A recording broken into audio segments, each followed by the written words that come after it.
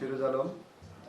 আমি এই Dhaka readymade garments ব্যবসায়ী সমবায় সমিতির 2021 নির্বাচনে সহসাধারণ সম্পাদক পদে প্রার্থী নির্বাচিত হয়েছি এবং খুব দায়িত্বশীলভাবে আমরা 3টি বছর এই সমিতি চালাইছি।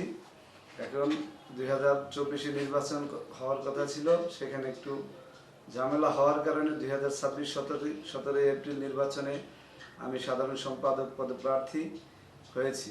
একজন সাধারণ সম্পাদক হিসেবে আপনার কি মনে হয় রেডিমেড গার্মেন্টস ব্যবসায়ীদের জন্য কি করণীয়? বিগত বছরে এই ব্যবসায়ীদের জন্য, যেহেতু ব্যবসায়ী সমিতি মূলত ব্যবসায়ীদের জন্য কি করেছিলেন? আমি নির্বাচিত হয়ে কি করছি, বিষয় হলো আমরা 2012 থেকে 2020 পর্যন্ত লম্বা একটা গ্যাপ ছিল, এই সংগঠন নির্বাচন হয় নাই।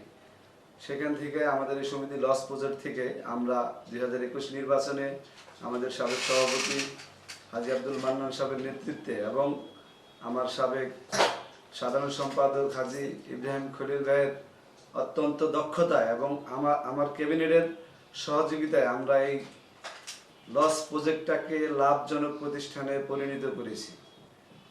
এখন আমরা আমাদের পিছনে পার হেড 2600 টাকা লস ছিল।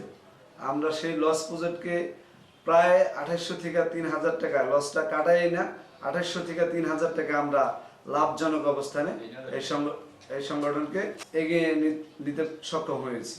17 এপ্রিল নির্বাচন, আপনারা 2021-এ আমাকে সহসাধারণ সম্পাদক পদে নির্বাচিত করেছেন। আমি অনুরোধ করি এবং আশা রাখি আপনারা এবারও আমাকে বিপুল ভোটে নির্বাচিত করবেন। আমার প্রতীক বাইসাইকেল, সবাই বাইসাইকেল মার্কায় ভোট দিবেন এবং আমাদের প্যানেল ইব্রাহিম খলিল এবং ফিরোজ প্যানেলকে জয়যুক্ত করবেন। ইব্রাহিম খলিল ভাই চেয়ার প্রতীক এবং আমি সাধারণ সম্পাদক বাইসাইকেল প্রতীক, এবং আমাদের প্যানেলটাকে জয়যুক্ত করবেন। ইনশাল্লাহ আপনাদের এই সংগঠনকে আমরা আরো শক্তিশালী সংগঠন হিসাবে পরিণত করতে পারবো। এই বলে আমার বক্তব্য শেষ করলাম। আসসালামু আলাইকুম ওয়া রাহমাতুল্লাহি ওয়া বারাকাতুহু।